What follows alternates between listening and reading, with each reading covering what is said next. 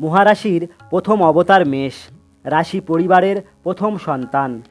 মঙ্গলের তেজময় অগ্নি দ্বারা মেষরাশির দেহ নির্মিত হয়েছে। তাই মেষ আগুন নিয়ে খেলতে ভালোবাসে। সাহসিকতায় মেষ সবার সেরা। মঙ্গলের সাহস মেষের মধ্যে ভরে ভরে রয়েছে। সমাজের কঠিন থেকে কঠিনতম কাজ মেষ একাই সামলে দিতে পারে, যদি পাশে কিছু উপকারী হিতাকাঙ্ক্ষী মানুষজন পায়। চলমানতাই মেষের ধর্ম। সব সময় সামনের দিকে এগিয়ে যেতে চায়, পিছন ফিরে তাকাতে চায় না, অতীতকে মনে রাখতে চায় না। মেষের মাতা চন্দ্র ও পিতা শনি। শৈশবে মেষের পিতার ভূমিকায় থাকে বৃহস্পতি। তাই শৈশব থেকে কৈশোর পর্যন্ত পিতার সাথে মধুর সম্পর্ক থাকলেও কর্মজীবন, সংসার জীবন শুরুর পর থেকে পিতার সাথে সম্পর্কের সমীকরণ বদলে যেতে থাকে। তবে মেষ যদি পিতার সাথে সুসম্পর্ক বজায় রেখে চলে, শেষমেষ পিতার হাত ধরেই যাবতীয় সফলতা সম্পদ লাভ করে থাকে। মঙ্গলের তেজময়তা, গতিময়তার প্রকাশ ঘটেছে মেষরাশির মধ্যে। মঙ্গলের প্রথম রাশি মেষ। মেষের মধ্যে রয়েছে স্থিরতার অভাব, অপরিণত বুদ্ধির পরিচয়। অনেক সময় জীবনের গুরুত্বপূর্ণ সিদ্ধান্ত নেওয়ার ক্ষেত্রে কোনোরূপ ভাবনা চিন্তা না করে দ্রুত পদক্ষেপ নিয়ে ফেলে, যার পরিণাম হিসাবে পরবর্তীকালে আফসোস ছাড়া আর কিছুই করার থাকে না। জীবনের ভালো মন্দ ঘটনাগুলি মেষের জীবনে খুব তাড়াতাড়ি ঘটতে দেখা যায়। জীবনকে ফিরে দেখার সময় মেষের আর কোনো দিনই হয়ে ওঠে না। তবে এ নিয়ে মেষের কোনো অভিযোগ নেই, কারণ সে অতীতকে নিয়ে বাঁচতে চায় না। মেষ বর্তমানের পূজারী। মেষের ভিতরে রয়েছে প্রতিবাদের আগুন। সাহসী বীর সেনাপতির মতো সমাজ সংসারের সমস্ত দায় দায়িত্ব একাই কাঁধে তুলে নিয়ে জীবন পথে এগিয়ে চলে। অন্যায়ের প্রতিবাদ করতে মেষ ভয় পায় না। রাস্তাঘাটে, ট্রামে, বাসে, কলকারখানায়, অফিস আদালতে, সমাজের বিভিন্ন ক্ষেত্রে মেষ রাশির মানুষরাই প্রথম প্রতিবাদের আওয়াজ তুলে থাকে। তাই প্রথম প্রতিবাদী মুখ হিসাবে মেষকে অনেক ঝামেলা গণ্ডগোলের সম্মুখীনও হতে হয়। সংগ্রামী লড়াকু মনোভাবাপন্ন মেষের কাছে নতুন বছর 2024 কেমন কাটবে? সারা বছর কোন কোন ক্ষেত্র থেকে সুযোগ সম্ভাবনা তৈরি হবে, কোন কোন বিষয়ে সজাগ সচেতন থাকতে হবে, সব কিছু সবিস্তারে আলোচনা করা হবে আজকের ভিডিওতে। তাই সময় নিয়ে ভিডিওটির সঙ্গে থাকুন। আশা রাখি আপনার অমূল্য সময় বিফলে যাবে না।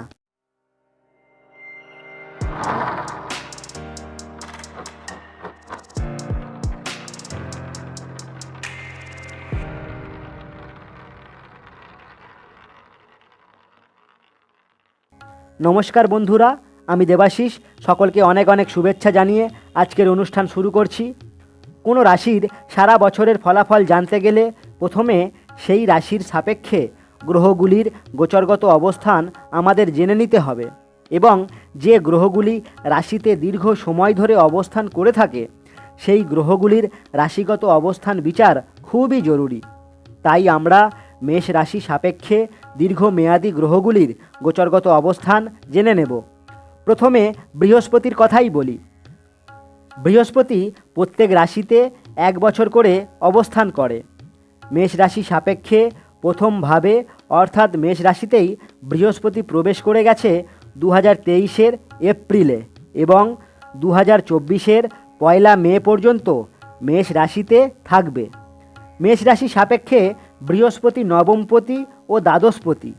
তাই নবমপতি হিসাবে বৃহস্পতির মেষ রাশিতে অবস্থান সত্যিই মেষ রাশির জন্য খুবই ভালো ব্যাপার। তবে বৃহস্পতি আবার দ্বাদশপতি হবার জন্য অনেকের মনে চিন্তার ভাঁজ দেখা দিচ্ছে, কারণ দ্বাদশ ভাব হলো অশুভ ভাব, ব্যয় ভাব। আমাদের সব কিছুই বোধহয় এইবার ব্যয় হয়ে যাবে। তাই মেষ রাশির মানুষদের বৃহস্পতি কেমন ধরনের ফল দেবে সেটা প্রথমে আমাদের জানা প্রয়োজন। মেষ রাশি সাপেক্ষে বৃহস্পতি হলো শুভ গ্রহ, কারণ বৃহস্পতি হলো মেষ রাশির নবম কোণপতি। পরাশরীয় জ্যোতিষ সিদ্ধান্ত অনুযায়ী কোণপতি সর্বতোভাবে শুভ হয়। তাই বৃহস্পতি এখানে দ্বাদশপতি হলেও দ্বাদশপতির দোষ বৃহস্পতির গায়ে লাগবে না। তবে দ্বাদশপতি হিসাবে বৃহস্পতি কিছু না কিছু ফলাফল মেষ রাশিকে প্রদান করবে। কি সেই ফল সেটাও আমরা পরিষ্কারভাবে জেনে নেব। বৃহস্পতি মেষ রাশির প্রথম ভাবে অবস্থান করে সেখান থেকে মেষ রাশির পঞ্চম ভাবে, সপ্তম ভাবে ও নবম ভাবে দৃষ্টি প্রদান করেছে। এখানে বৃহস্পতি মেষ রাশির নবম ভাবে দৃষ্টি প্রদান করে মেষ রাশির ভাগ্য ভাবকে সবথেকে বেশি জাগ্রত করেছে। কারণ জ্যোতিষ সিদ্ধান্ত অনুযায়ী ভাব প্রতি ভাবকে দেখলে ভাবের বৃদ্ধি হয়। তাই মেষ রাশির নবম ভাবপতি বৃহস্পতি মেষ রাশির প্রথম ভাবে এসে নিজের রাশি, নিজের ঘর ধনুতে দৃষ্টি ফেলেছে। তাই নবমের শুভত্ব সবথেকে বেশি বৃহস্পতি মেষ রাশিকে প্রদান করবে। বৃহস্পতি মেষ রাশির নবম ও দ্বাদশপতি হয়ে প্রথম ভাবে অবস্থান করে পঞ্চম, সপ্তম ও নবমে দৃষ্টি প্রদান করেছে। তাই এখানে বৃহস্পতি মেষ রাশির প্রথম ভাব, পঞ্চম ভাব, সপ্তম ভাব, নবম ভাব ও দ্বাদশ ভাবের বিষয়গুলিকে এক সুতোয় বেঁধে দিয়েছে। তাই এবার আমরা খুব সহজেই বৃহস্পতির ফলাফলকে বিচার করতে পারব।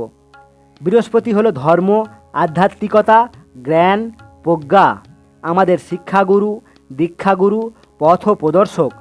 তাই যতদিন বৃহস্পতি মেষ রাশির প্রথম ভাবে আছে, প্রথম ভাব মানে স্বয়ং আমি নিজে, তাই আমাকে অর্থাৎ মেষ রাশির মানুষদেরকে ধার্মিক ক্রিয়াকলাপ, ঈশ্বরে ভক্তি, আধ্যাত্মিকতার সাথে যুক্ত থাকতে হবে। এই সময় যে কোনো গুরুর ছত্রছায়ায় তার দেখানো পথে চলতে হবে।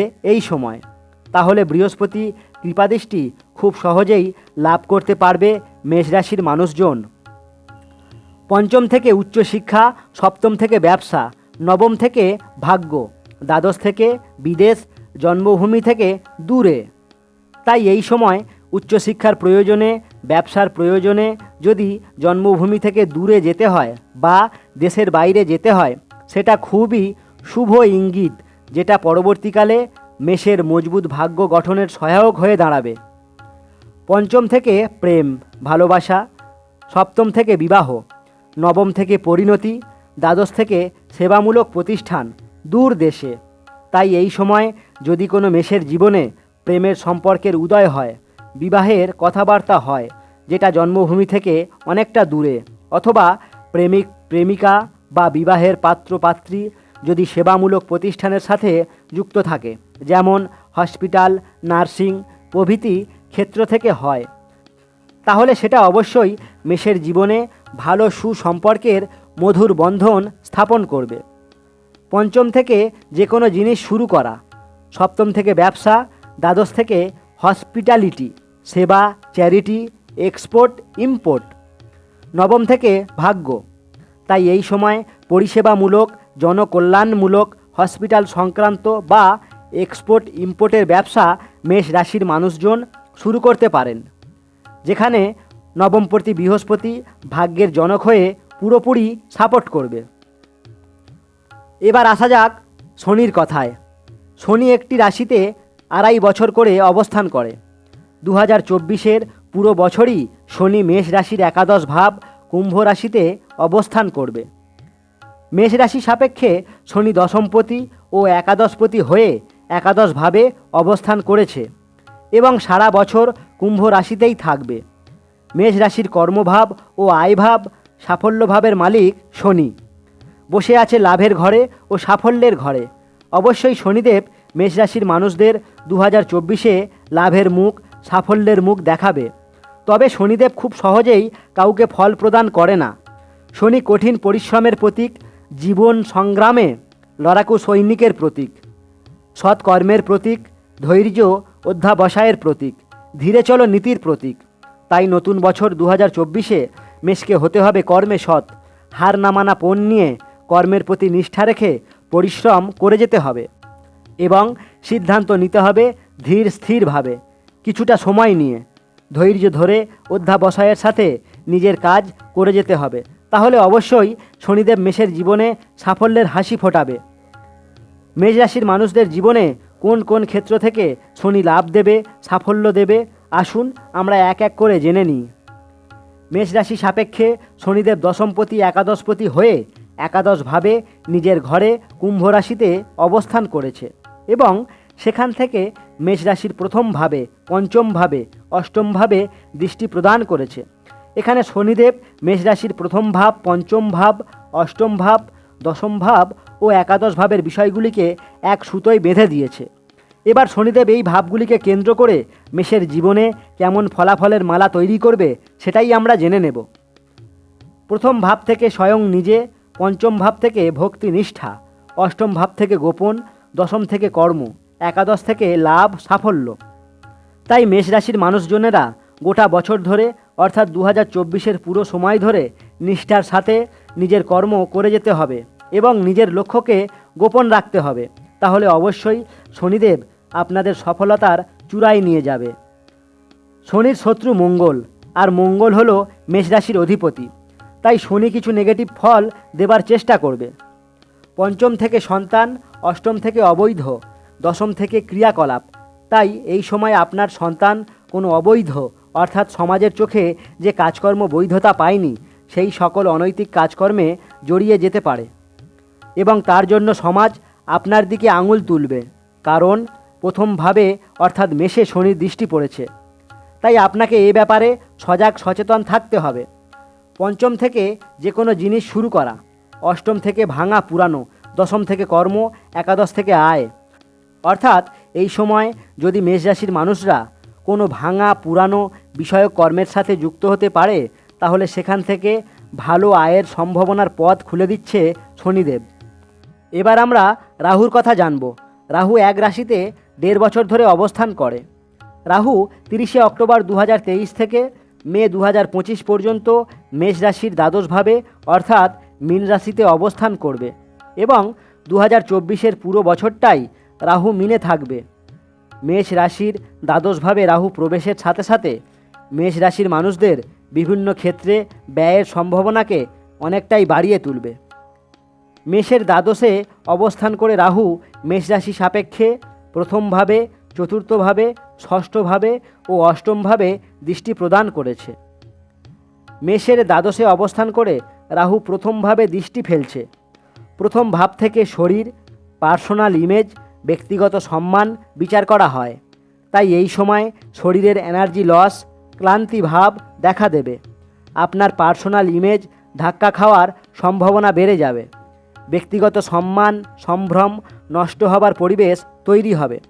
তাই এই রকম পরিস্থিতি তৈরি হলেই আগেভাগেই আপনাকে সতর্ক হয়ে যেতে হবে। মেষ রাশির চতুর্থে রাহুর দৃষ্টি পড়েছে।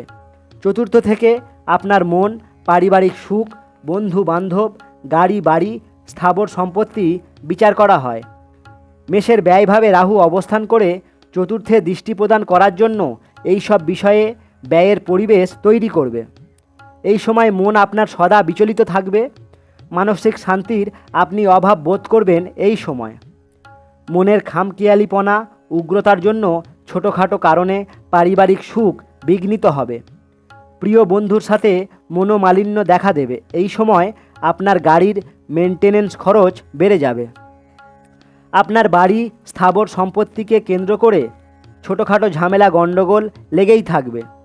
রাহু দ্বাদশে অবস্থান করে মেষ রাশির ষষ্ঠে দৃষ্টি দিচ্ছে। ষষ্ঠ থেকে রোগ, রিপু, শত্রু বিচার করা হয়। রোগের কারণে অর্থের ব্যয়, রোগের কারণে আপনাকে হসপিটালে যেতে হবে, কারণ দ্বাদশ থেকে হসপিটাল বিচার করা হয়। রাহুর দৃষ্টি মেষ রাশির অষ্টমে পড়েছে। অষ্টম থেকে গোপন, অবৈধ, গুপ্তবিদ্যা প্রভৃতি বিচার্য। তাই এই সময় অবৈধ কার্যকলাপের সাথে যুক্ত হয়ে অর্থের অপব্যয় হতে পারে। গুপ্তবিদ্যার পিছনে অর্থের অপচয় হতে পারে। তাই রাহুর প্রভাব থেকে বাঁচতে এই সময় মনকে শান্ত রাখুন। নিজেকে অযথা ঝামেলা গণ্ডগোলে জড়াবেন না। শারীরিক ব্যায়াম, যোগা অভ্যাসের দ্বারা শরীরকে অ্যাক্টিভ রাখুন এবং হসপিটালের গরিব দুস্থ মানুষদের যথাসম্ভব সাহায্য করুন। এবার আসি কেতুর কথায়। কেতুও একটি রাশিতে 1.5 বছর ধরে অবস্থান করে। 30শে অক্টোবর 2023 থেকে মে 2025 পর্যন্ত কেতু মেষ রাশির ষষ্ঠভাবে কন্যা রাশিতে অবস্থান করবে। অর্থাৎ 2024-এর পুরো সময়টাতেই কেতু থাকবে মেষ রাশির ষষ্ঠে কন্যা রাশিতে। ষষ্ঠে কেতু, মেষ রাশির মানুষদের এই সময় যদি কোনো রোগের প্রাদুর্ভাব ঘটে, সেই রোগকে ডাক্তার সহজে ধরতে পারবে না।